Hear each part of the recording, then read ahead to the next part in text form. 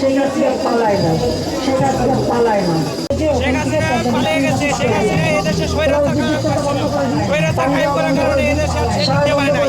অর্থাৎ বাংলার মানুষ তাকে আর ক্ষমা করে নাই কোনোদিন। তাকে এজন্য দেশ থেকে বিতাড়িত করে দিয়েছে। এই বাংলার মাটিতে শেখ হাসিনার আর কোনোদিন জায়গা হবে না। এজন্য আমরা সবাই ঐক্যবদ্ধ থাকার চেষ্টা করবো যাতে শেখ হাসিনা আর বাংলাদেশে পুনর্বাসন না হয়। এটা আমার পক্ষ থেকে মেসেজ থাকবে। নির্বাচন থাকলো যে যারা এই ঘটনাগুলি ঘটিয়েছে তারা তিনি খালেদা জিয়া আমাদের সাথে অন্তত 2 মাস পরপরই আমাদের বাসায় গিয়ে বসে থাকতাম। বন্ধ করে দিই, পানি দেওয়া বন্ধ করে দিই, সারা বন্ধ করে দিই, সব বন্ধ করে বসায় রাখি। আবার 10টা বেশি বাড়াবাড়ি করলে আবার ছেড়ে পাঠিয়ে দেবো। 71 পরবর্তী বঙ্গবন্ধু যে বাকশাল কায়েম করেছিল, সেই বাকশাল বাংলার সাধারণ জনতা এবং সিপাহী জনতারা কিন্তু সেটা সফল হতে দেয়নি। সিপাহী জনতা বিদ্রোহ করে শহীদ প্রেসিডেন্ট জিয়াউর রহমানকে তারা মুক্ত করেছিল।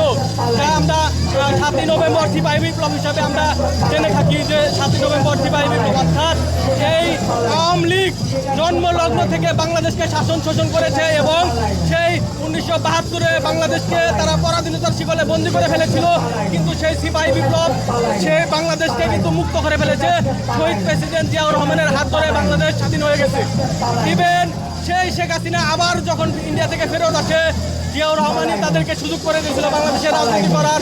কিন্তু তারা তাদের সেই আগের রূপটাই দেখিয়ে দিয়েছে। আগের রূপটাই তার বাবার সেই রেখে যাওয়া বাকশাল কিন্তু আমরা শেখ হাসিনার মাধ্যমে কায়েম হতে দেখেছি, শুধু নামটা চেঞ্জ হয়েছে। অর্থাৎ বাংলাদেশ আওয়ামী লীগ নামে যে দলটা প্রতিষ্ঠিত হয়েছিল তা বাকশালের সেই প্রতিরূপ। অর্থাৎ এই বাকশালী শাসন আমরা আর কোনোদিন ফিরত চাই না। বাকশালীরা আমাদের বাংলাদেশে আর কোনোদিন ফিরে আসতে পারবে না। এটা আমাদের গণতান্ত্রিক বাংলাদেশ, আমাদের রক্তে স্বাধীনতা লেখা আছে। আমরা কোনোদিন পরাধীনতাকে বরণ করি নাই। ইনশাল্লাহ আগামী দিনেও এই বাকশালী শাসন, এই আওয়ামী শাসন আর কোনোদিন এই বাংলার বুকে সফলতার মুখ দেখতে পারবে না ইনশাল্লাহ।